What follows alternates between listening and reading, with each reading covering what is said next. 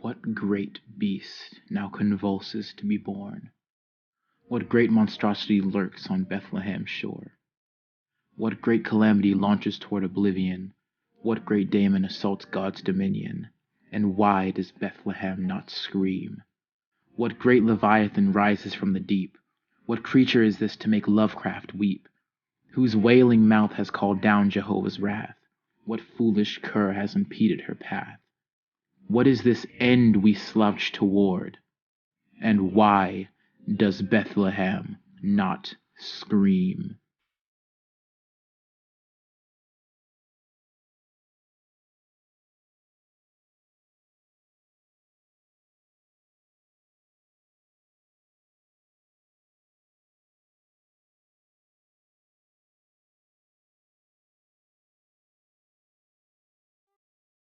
A while ago, Philosophy2 made a video on abuse where he briefly mentioned Franz Fanon, and he made this comment.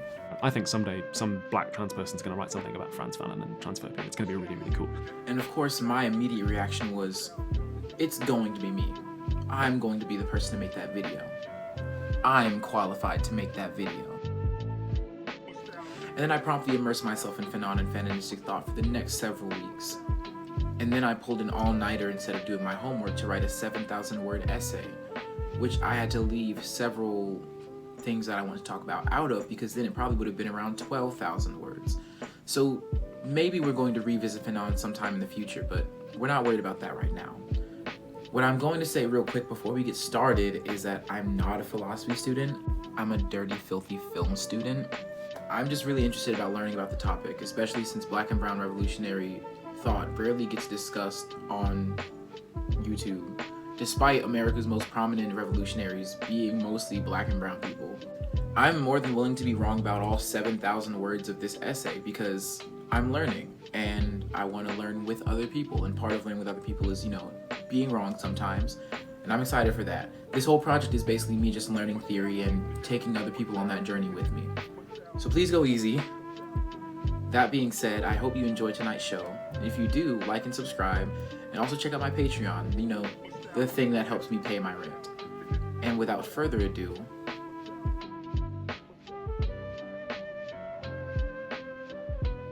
let me tell you a story. Lilith is a figure from the Bible. Not every version of the Bible. If you're like me, then you know she's not mentioned in your typical hipster Christian New Age Bible. She comes from the Babylonian Talmud, one of the central texts of Judaism, and in it she is Adam's first wife, until she leaves because of Adam and God's insistence that she submit to Adam. She left the garden. See, when God created her, he formed her from the earth, the exact way that he did Adam. In this, she and Adam were entirely equal, until God and man decided she wasn't. They decided that for no real valid reason, Lilith was lesser. Lilith was to submit. Lilith was less human, less worthy of autonomy, of freedom, of choice, of expression than Adam. They tried to force her to be someone she wasn't, and since she wasn't accepted, she escaped. They tried to force her to be a certain way, and her inability to be that made her leave. She was replaced quickly by God with Eve, and according to him, he made Eve from one of Adam's ribs. The way they constructed Eve's personhood, and thus the personhood of her descendants, was in the context of her coming from a man, being lesser so for it, dependent on him for her very existence. The problem with this story is that it's written by the victors, by those who have power, and often in a way that justifies them having more power. whether your name is Eve or Pandora, the story you are given to frame yourself, your worth, and your place in the world is through the lens of someone who decided that you are lesser. Lilith left the garden. Eve became a slave. Let's put a pin in that story. On October 24, 2020, protesters gathered in DTLA for an art installation memorializing the hundreds of people who had been killed by LASD and LAPD. At said art installation, an angry, shall we say, patriot crashed the event to express some opinions in the free marketplace of ideas. This guy showed up to the event in a bulletproof vest and an American flag cape and a fucking ninja sword. Putting aside the American flag cape, you might also notice that he's black. Huh. Isn't this interesting? I was actually there that day and I watched this unfold, and I will fully admit it was quite funny to watch this man who had come to harass grieving families get stripped of his Power Ranger armor, cape, and sword, and pushed out of the event. But something about it ate at me, because I could almost imagine what he might be going through, what pressures could draw you there, to the point that I cried about it a few times, just wondering what this person might have been going through.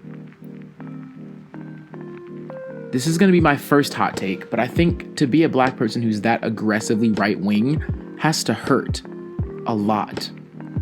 It's isolating even. There's a scene in the second season of The Boys, a show on Amazon Prime, about superheroes that shows a white man being pushed to extreme action by the content he views online, and the scene emphasizes how much his isolation affects him. And it bores me. I wrote why it irritates me in my review of The Boys. When we have that video, we'll get to address it then. It's not particularly interesting to watch a scene explaining away why white people do terrorism, though, to cut it short. It's far more sinister in its implication if you replace him with a black person in that exact same scene, like the one that we mentioned earlier.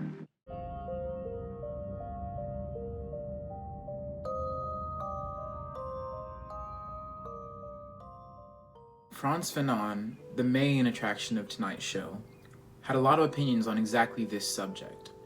Frantz Fanon was a Martinician philosopher in the 20th century, and he wrote extensively about his experience as a black person living in colonial society, specifically in Paris, France, and about the way that living in that society affects the black psyche. In the text, he uses a lot of anecdotal evidence and personal experience to explain his findings.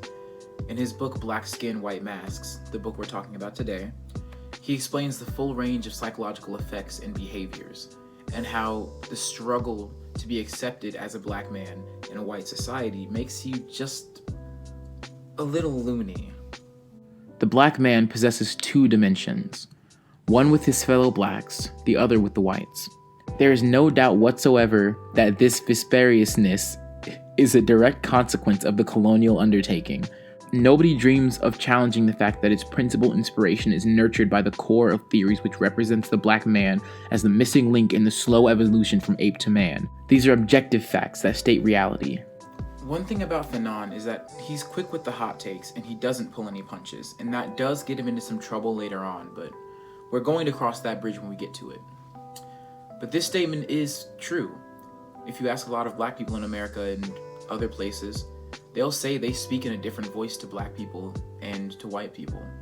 For example, when I'm around white people, I tend to speak in an accent that's more adjacent to general American or neutral English, or what at least feels neutral, because I'm probably copying someone's accent, I'm just not sure whose.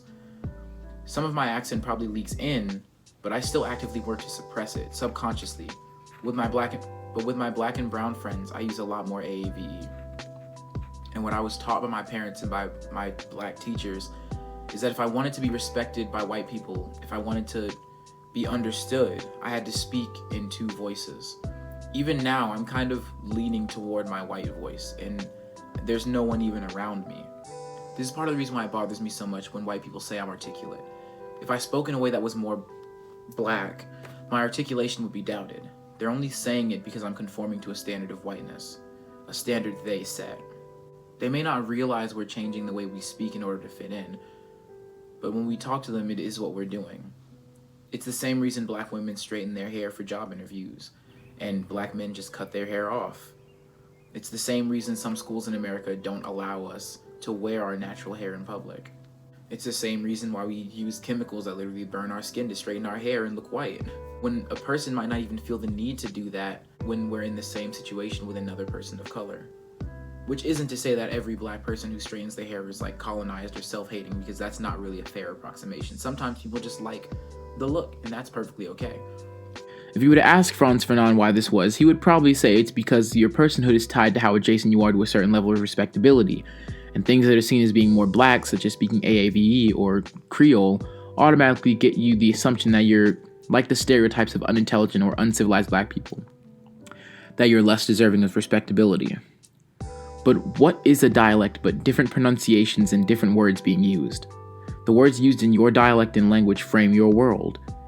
In being assumed to speak Pigden or mocked for it, a black person is imprisoned by the language to a stereotype, a worldview, a binary dynamic between blacks and whites. You are this and we are this. It cannot change, and one is superior to the other.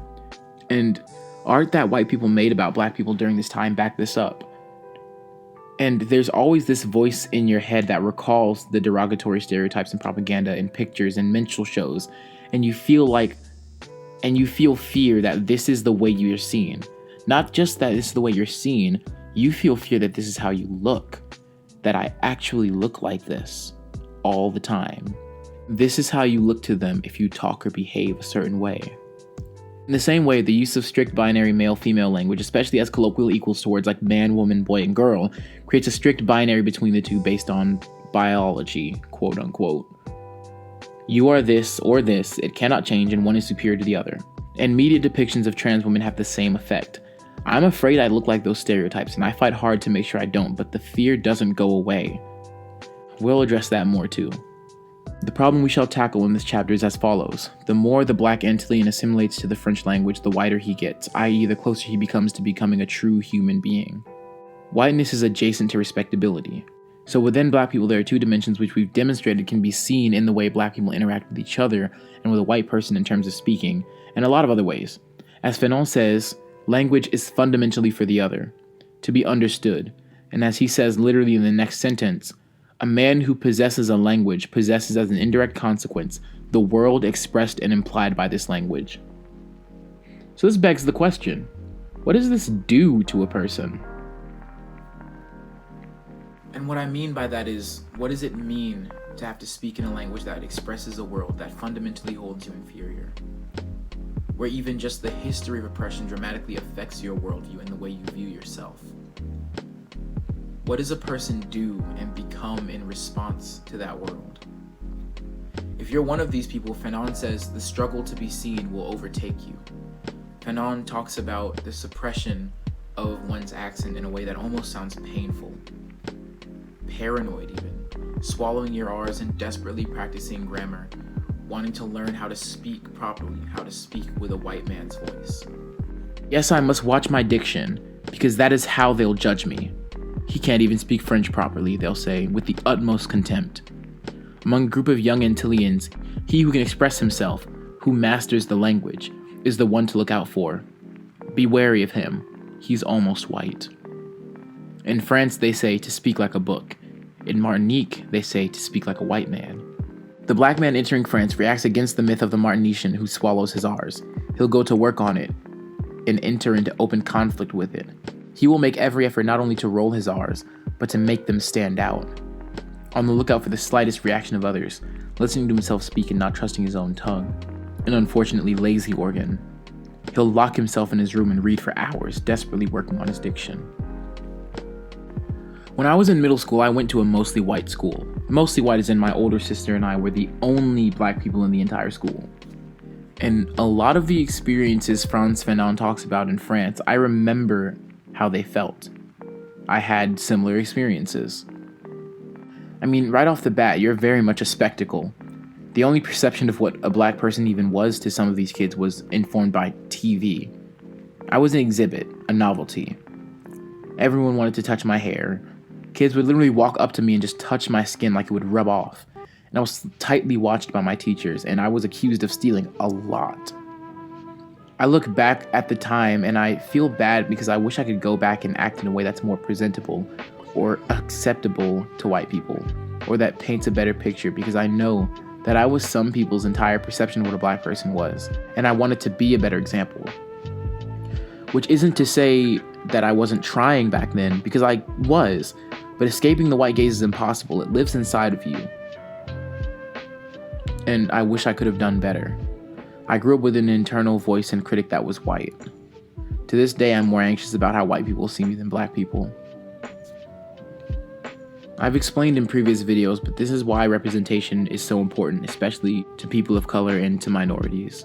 Because giving people a version of themselves that is not looked down on for not conforming to add to their worldview and the popular conscious aids in dismantling the racist, sexist, and ableist and overall unfair narratives that our society pushes on us.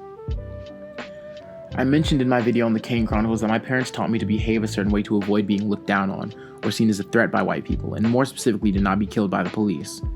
And one of the ways they explained this importance to me was the fact that I would be the only black people some of these people knew, that I had to work hard to defy this stereotype. I distinctly remember the first day of school, I wanted to wear this Saints jersey my dad had gotten me a long time ago. I hate football, but the fact that he'd given it to me made me like wearing it a lot, especially since he was in the Navy and sometimes was gone for a long time. I remember coming downstairs the night before so we could iron my clothes, and my dad telling me I couldn't wear it. When I asked why, he said it was because it would be stereotypical.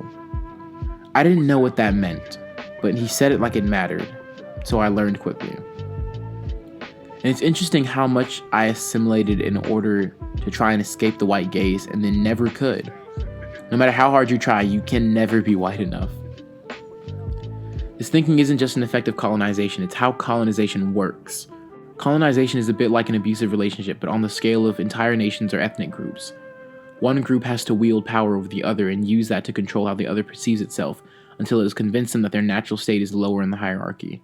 They don't deserve better. They shouldn't try and get better because they'll be punished. You can't leave the abusive relationship, in part because you can't imagine what it would be like to live without them anymore. To not have their gaze as part of the framework that contextualizes your existence. Or they keep you dependent on them somehow despite the fact that you are taking on the burden of labor in the relationship. If you object to how you are being treated, you are put down. This person controls how you think about yourself. They are writing the script of the voice in your head that analyzes, and it's not a nice one. And it causes you to strive to be good enough for them. And in the case of this study, it causes you to strive to be white. This is something that Fanon talks about extensively in chapter 2 of his book, where he talks about Martinician women and expresses some hot takes. He doesn't have the most empathetic views about black women, and he's honestly quite dismissive and reductive about how he talks about us.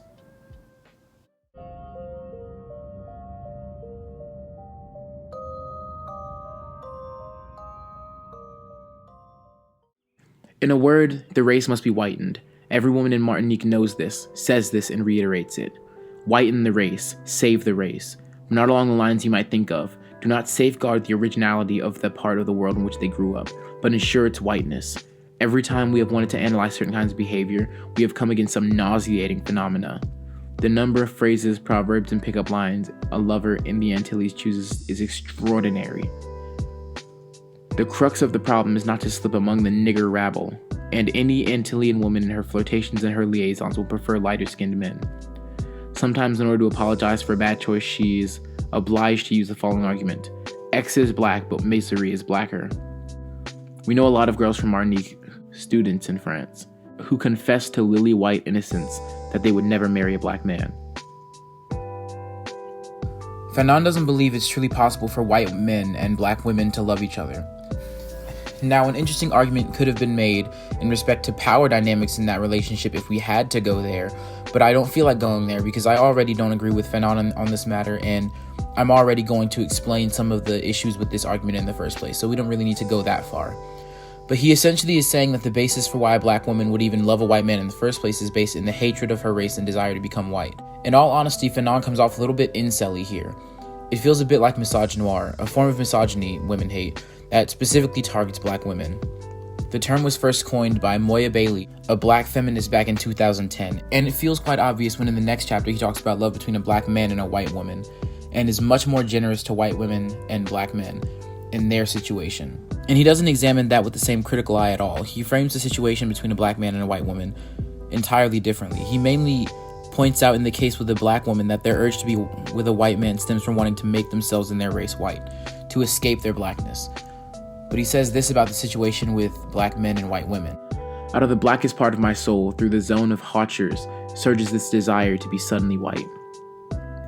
I want to be recognized not as black, but as white. But, and this is the form of recognition that Hegel never described, who better than the white woman to bring this about? By loving me, she proves to me that I am worthy of white love. I am loved. Like a white man, I am a white man. Her love opens the illustrious path that leads to total fulfillment. I espouse white culture, white beauty, and white whiteness. Between these white breasts that my wandering hands fondle, white civilization and worthiness become mine. For him, the relationship between black men and white women is entirely different. It has nothing to do with hating black people or black women, the way he claims black women hate black men, despite having admitted that he desires to be seen as white here. Earlier in the book, Fanon claims that if equality among men is proclaimed in the name of intelligence and philosophy, then it is also true these concepts have been used to justify the extermination of man. But expressing the belief that between these white breasts these wandering hands fondle, white civilization and worthiness become mine, is he not doing exactly that? Legitimizing the extermination of his kin in an effort to escape blackness. If you can't fuck a white woman, do you simply never get personhood? And I truly wonder what he would think of a black woman topping a white man. He also fails to consider that a black woman could feel the exact same feelings he's describing in such a reverent way, or that a black woman might make the same observations as himself about black men. He doesn't even consider the fact that a white woman can have sex with him and still not see him as human or white. White women did rape their male slaves. White women still owned slaves, even if they were men. They held the same dehumanizing attitudes as their male counterparts. And while they may not have had the same amount of systemic power, they still had systemic power over black people. While Fanon is balls deep in a colonizer losing his goddamn mind because he thinks she sees him as white, to her, he's blacker than black, and it excites her to be fucked by something so unacceptable, so scandalous, so dirty. Is it true? Is it better?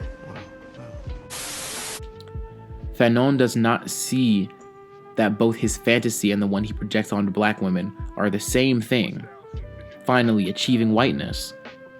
I was listening to a podcast called the Always Already podcast, and while they were talking about Fanon, one of the hosts made an interesting point about how sex with a white person, in both cases, is also about being validated as a person.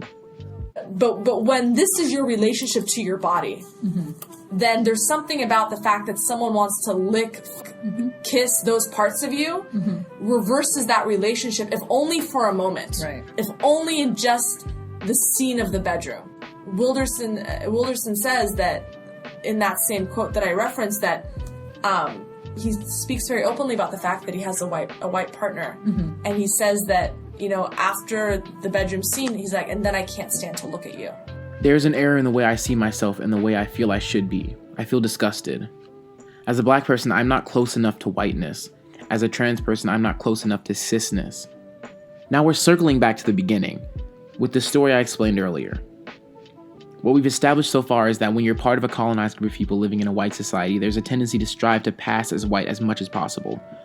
Fanon uses language as a primary example, not just in a black person's attempt to avoid speaking pidgin or ghetto, but in the way that they carry themselves physically. All colonized people, in other words, people in whom an inferiority complex has taken root, whose local cultural originality has been committed to the grave, position themselves in relation to the civilizing language, i.e. the metropolitan culture. The more the colonized has assimilated the cultural values of the metropolis, the more he will have escaped the bush, the more he rejects his blackness and the bush, the whiter he becomes. In the colonial army, and particularly in the regiments of Senegalese soldiers, the native officers are mainly interpreters. They serve to convey their fellow soldiers the master's orders, and they themselves enjoy a certain status. Let's talk about George Jackson for a moment.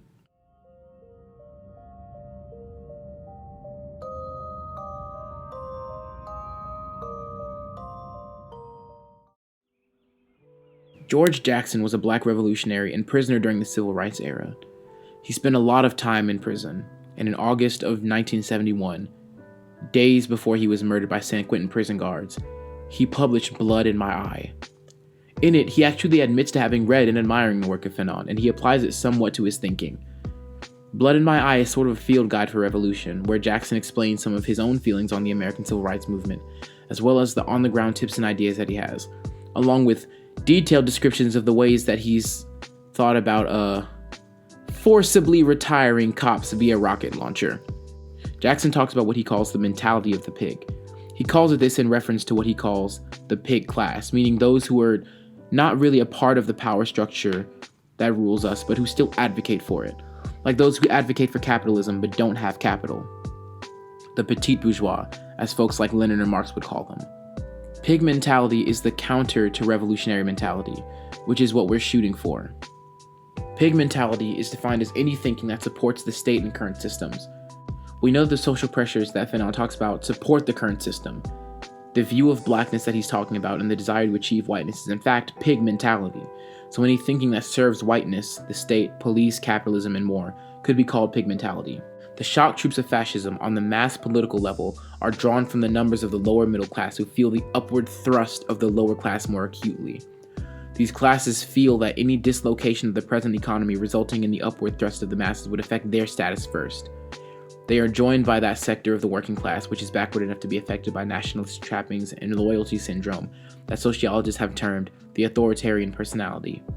One primary aim of the fascist arrangement is to extend and develop the new pig class, to generate and defuse working class consciousness with a psychosocial appeal to man's herd instincts. Development and exploitation of the authoritarian syndrome is at the center of totalitarian capitalism, fascism. It feeds on a small but false sense of class consciousness and the need for community. So while I want to accuse every black person on the right of being colonized or behaving the way they do to gain approval of white people, I will invite you to view this specific case and potentially others with a similar framework. And maybe you'll be able to look at smaller aspects of life with this kind of lens as well, because the ways we cope with and attempt to find acceptance in society are subtle as much as they're incredibly fucking obvious. I mean, in this case, I'd even point out how the man who crashed the art display that we mentioned earlier was dressed like some kind of patriotic superhero. Superheroes definitely being the typical patriarchal standard of proper white masculinity these days. These aggressive shows of loyalty and dedication to the culture and its symbols is a way that oppressed people survive under the oppressive culture, showing how well they can fit in and assimilate to it, showing how well they can behave, how well they can peacefully protest. All they ask of the black man is to be a good nigger. The rest will follow on its own. Making him speak pigdom is tying him to an image, snaring him, imprisoning him as the eternal victim of his own essence, of a visible appearance for which he's not responsible. And of course, just as the Jew who is lavish with his money is suspect, so the black man who quotes Montesquieu must be watched. Let me make myself clear, watched insofar as he might start something. I do not contend that the black student is subject to his peers or professors, but outside of university circles there is an army of fools. It is a question not of educating them, but of teaching the black man not to be a slave to their archetypes.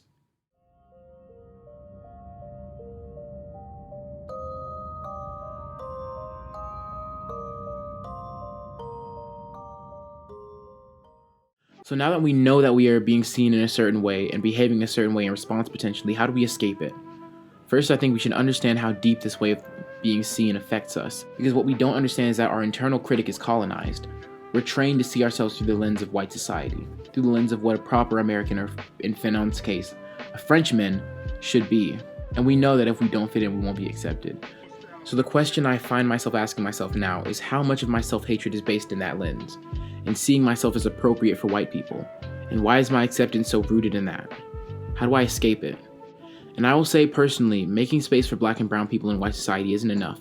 Just because a black man can look out enough to become president of this country, just because we've made more space for people of oppressed races in government, doesn't mean the change we need is possible. Because they're still going to make white people uncomfortable. They'll still have to stop and play by the rules of the system. Having a black president didn't stop the predominantly black inhabitants from Flint, Michigan, from getting poisoned water. Liberation has to be radical. It has to break apart the metric by which our current society measures progress. We can go further than police reform and prison reform. We can completely abolish both and revamp how we view criminal justice. If we break out of the mindset of the colonized society, we can understand the world around us and how we interact with it, in different ways entirely. None of this has to be permanent. We can be decolonized. We have to be, in fact, because even if we gain some acceptance under the current system, we can never really be free from it if we don't abandon it. Shame. Shame and self-contempt. Nausea. When they like me, they tell me my color has nothing to do with it. When they hate me, they add that it's not because of my color. Either way, I'm a prisoner of the vicious circle. It almost begs the question if we can at all. For example, my first language is and always will be English. I can't change that. I can learn a new language, yes, but the primary way I frame my world and my existence will always be through a language that is, by its very nature, imprisoning me.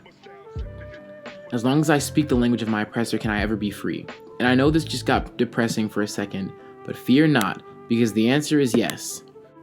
Language is nothing more than how you use it. In being aware of how it oppresses us and fighting that, we can shake it. In adding language to my language that addresses my blackness as something good, in adding language that liberates me, in bending it to be used to liberate me and other people, I achieve a form of that liberation. I can reframe the way I look at my world. I've realized in studying Fanon that a lot of my self-hatred comes from the parts of me that aren't white enough. And it's kind of disturbing to admit that there's a part of me that, like Fanon says, desperately claws at whiteness. I don't look or talk like white people, and I don't have to, ever. Being fully black with no holds barred and viewing myself and my world through the lens of black liberation, that is my goal now. And here is where Fanon gets really fun, because you can do everything I just did with race with gender.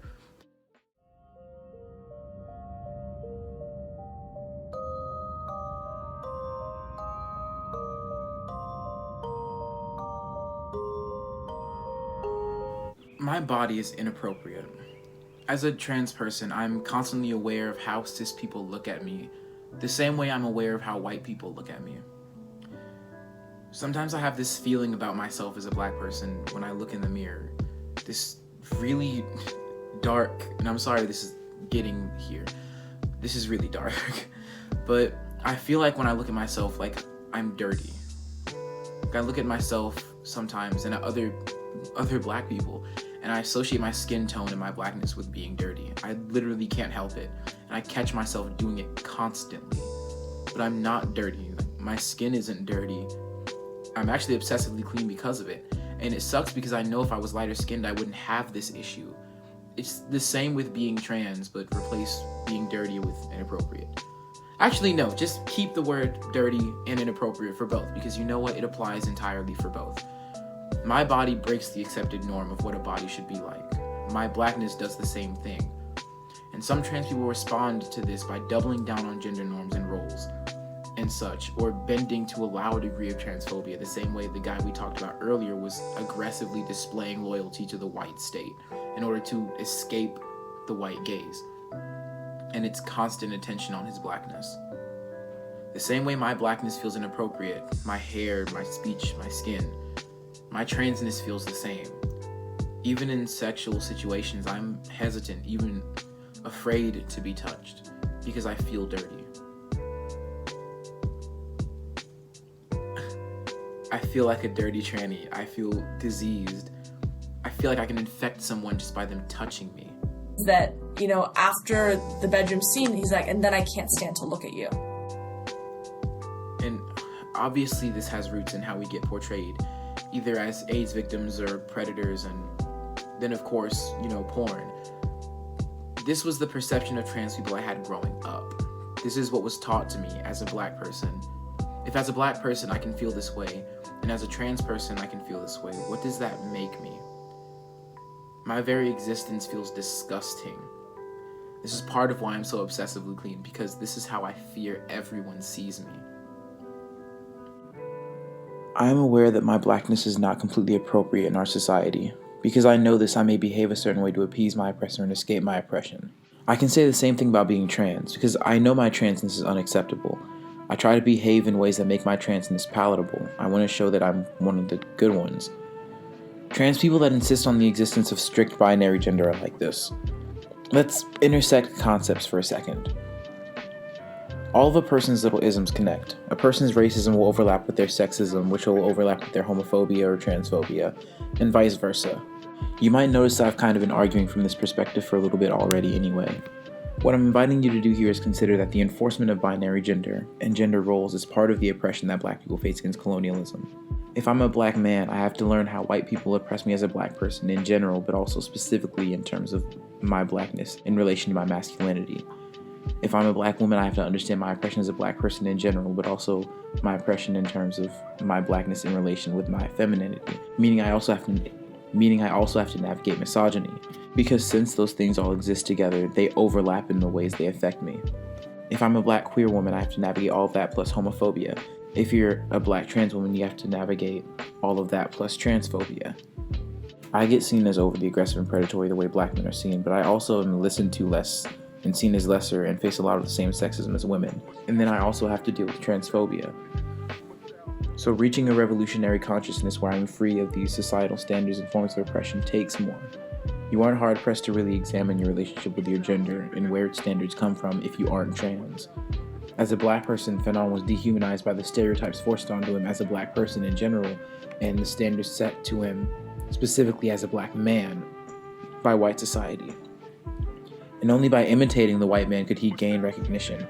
As a trans person, you were dehumanized by the stereotypes and expectations of binary gender placed on you, and humanized by conforming to them. But like Fanon can never be white, a trans person can never be cis, and a gay person can never be straight. And because that is a societal default, and it is a factor that will always be there unless you pass very well, you can never really be a full person in society's eyes as long as you're openly trans. And even if you're in the closet, you'll still know yourself that you're not fully human. Fanon uses a lot of anecdotes in Black Skin White Mass, and he justifies this by saying that because those stories survived for so long and are so widespread, there must be some truth or basis for analysis within them. And I'm inclined to agree. After all, what else is mythology? A lot of what we know about Norse and Celtic culture comes from their myths that survived. Same with ancient Greece or Rome. In the Egyptian pantheon, Isis is the most powerful goddess in the pantheon. Canonically, she's more powerful than Ra, a woman. She and several other goddesses are known as the protectors of the pharaoh and literally fight in battle on his behalf.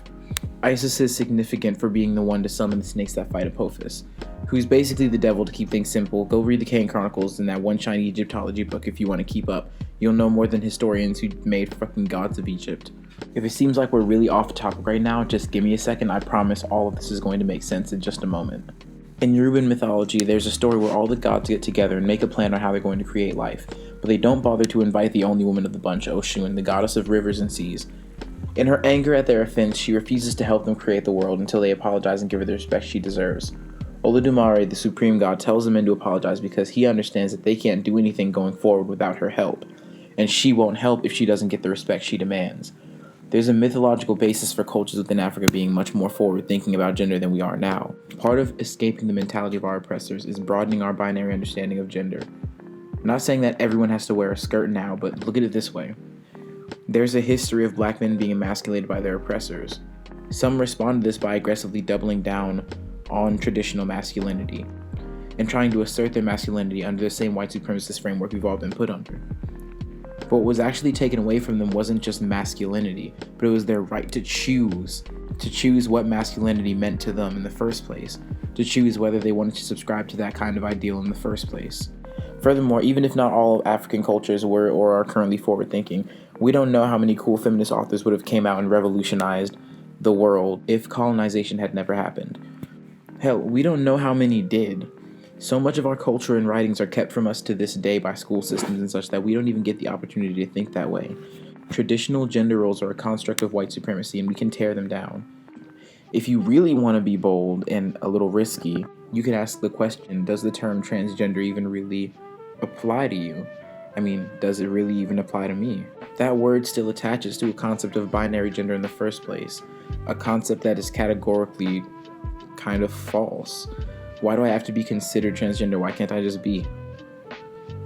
Break out of that frame of thinking entirely and gain a new one by analyzing the traditions of my ancestors and my own forward-thinking brain, and just the potential we have as humans in general. The word transgender is a form of categorization, but why do I have to classify myself that way at all if I don't want to? I don't. Fanon goes even further than this, saying that people already low-key think this way, even in his time. They understand that they're being oppressed and desire to break out of it, even if they can't write a 6,000-word essay on why and what they can do about it. It would never occur to us to ask these men to rethink their concept of history. Besides, we are convinced that without knowing it, they share our views, since they're so used to speaking and thinking in terms of the present. The few worker comrades I've had the opportunity to meet in Paris have never bothered to ask themselves about discovering a black past. They knew they were black, but, they told me, that didn't change a thing. And as a final quote from Fanon to throw at you, the black man, however sincere, is a slave to the past. But I am a man, and in this sense, the Peloponnesian War is as much mine as the invention of the compass. Confronted with the white man, the black man has to set a high value on his own past to take his revenge. Confronted with the black man, today's white man feels a need to recall the age of cannibalism. A few years ago, the Association for Overseas Students in Lyon asked me to respond to an article that literally likened jazz to cannibalism erupting into the modern world. Knowing full well where I was going, I rejected the article's premise and asked the defender of European purity to cure himself of the spasm that had nothing cultural about it. Some men want the whole world to know who they are. A German philosopher described the process as the pathology of freedom. In the case in point, I didn't have to defend black music against white music. Rather, I had to help my brother get rid of an unhealthy attitude.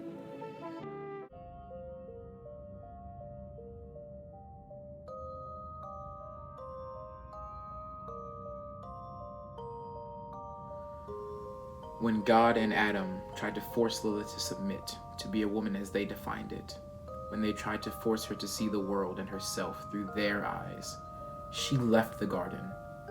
She didn't just find a way to excuse her not existing that way. She said "F*** it," and she left the garden. She broke the system. There's an error in the way I see myself, and the way I feel I should be. As a black person, I'm not close enough to whiteness, and as a trans person, I'm not close enough to cisness. But why have I ever felt the need to shoot for those goals? Well, we know why, but why? Why do I have to pass? Why can't I embrace my body and the unique way that femininity applies to me? Why can't I embrace my non-cisness and the fact that I'm never going to be cis, and the revolutionary possibilities of self-love that might come with it? Why are she, her, and they, them, and he, him the only valid pronouns? I know that's a controversial take, but why can't I choose for myself how I define myself? Why can't I do the same with my blackness? No matter how hard we try, we're never going to be white. We're never going to be cis. We're never going to fit into that. So why do we have to hold ourselves to this impossible standard? Some of us respond to our world and its perception of us by bending to it, by railing against those who refuse to bend like we do. But some of us embrace the fact that society's gaze means nothing unless I want it to. I'm free. I am a revolutionary consciousness. And every time I look at myself through a lens that doesn't colonize me or compare me to a binary, I become a little more beautiful to myself. In the Philosophy Tube video that made me want to do this one, Oliver Thorne mentions a play called No Exit, where 4 people are trapped in hell together to drive each other mad for eternity. And after a while of terrible abuse, the door opens for one of the characters, Garçon. The door opens and he doesn't walk through. The door to exiting the influence of the white supremacist society we live under is open. We just have to decide to walk through it. To decide to see yourself in a light that is fair, in a light that you want to be seen in. And I don't mean just changing your thinking, but actively recognizing the standards we currently hold ourselves to as fake. We are free.